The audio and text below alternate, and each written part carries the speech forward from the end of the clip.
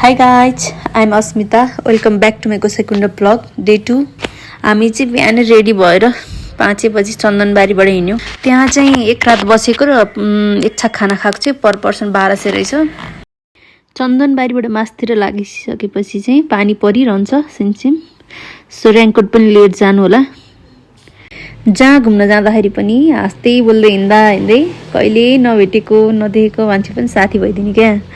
अनि त्यहाँबाट चाहिँ हामी 6 जना भएर हिँड्यौँ। सुरुमा 4 जना थियौँ।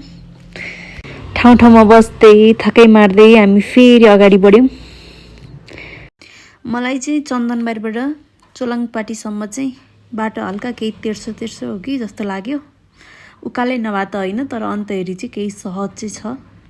जङ्गल हेर्नु न, पुरै कुहिरोले ढाकेर कति राम्रो देखिएको क्या। अनि हामी चन्दनबारीबाट करिब 2 घन्टाको हिँडाइपछि चाहिँ चोलाङपाटी पुग्यौँ।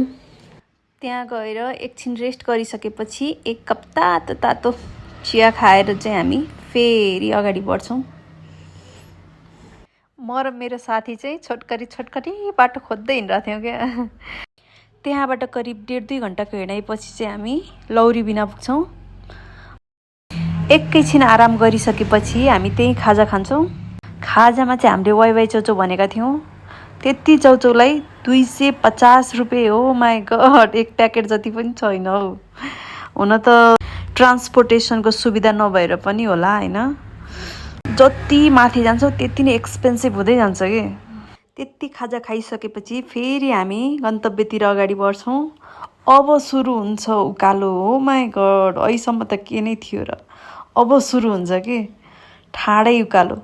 मलाई चाहिँ सबभन्दा गाह्रो लागेको यो ट्रिप भनेको यही उकालो, लौरी बिनाको उकालो लास्टै ठाडो।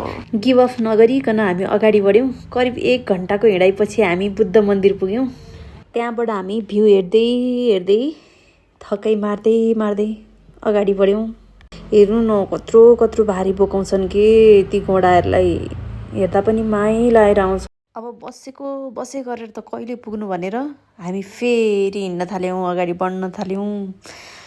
अब चाहिँ यति राम्रो भ्यू देख्न पाइन्छ नि। हेर्नु न, यो फुलले ढकमक्क ढाकेको पहाड कति राम्रो देखिन्छ।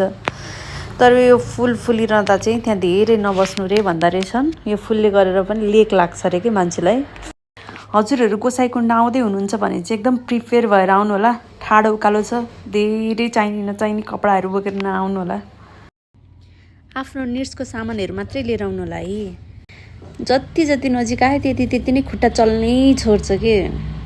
उकालोमा त अझ स्या मात्र भइन्छ। ओह्रालो झर्दा त झन् ओ माई गड, खुट्टा त्यत्तिकै काम नि हुत्तै। बुद्ध मन्दिरबाट करिब 1.5-2 घन्टाको हिँडाइपछि चाहिँ हामी गोसाइकुण्ड पुग्छौँ। गोसाइकुण्ड देखिसकेपछि त अहिलेसम्मको थकानै मेटिन्छ क्या। गोसाइकुण्डसँगै त्यो देखिएको चाहिँ भैरवकुण्ड हो। हामी गोसाइकुण्ड पुग्दा चाहिँ बेलुकाको त्यही 5:30-6 बजिसकेको थियो होला। हामी त्यो दिन चाहिँ गोसाइकुण्डमै बास बस्यौँ। त्यहाँ चाहिँ एक रात बास बसेको र एक छाक खाना खाएको पर पर्सन 1600 रहेछ। अनि भोलिपल्ट बिहानै सबेरै उठेर महादेवको दर्शन गरेर हामी चाहिँ फर्कन्छौँ। दाता तू विधाता तू देता तू लेता तू सत्य तू असत्य हम।